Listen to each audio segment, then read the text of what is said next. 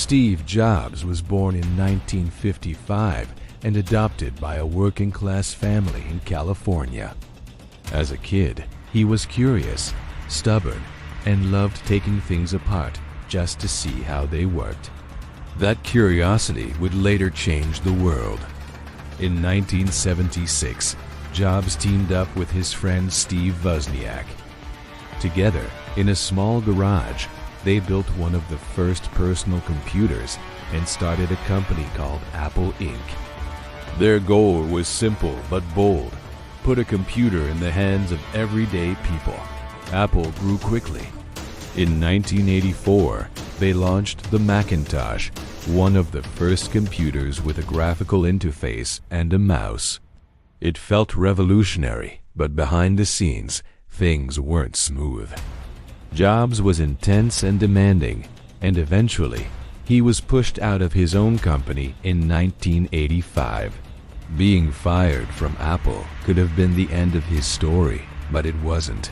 Jobs went on to start a new company called Next and also bought a small animation studio that later became Pixar. At Pixar, he helped produce movies like Toy Story, the first fully computer-animated film, which became a huge success.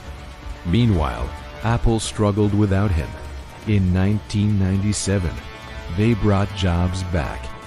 This time, he came with sharper vision and stronger leadership.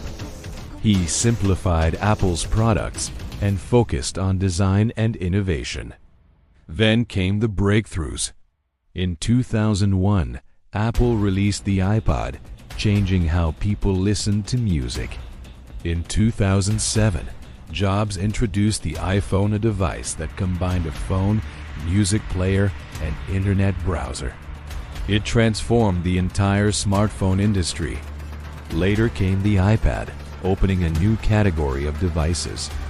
Jobs wasn't just building products, he was shaping how people interacted with technology.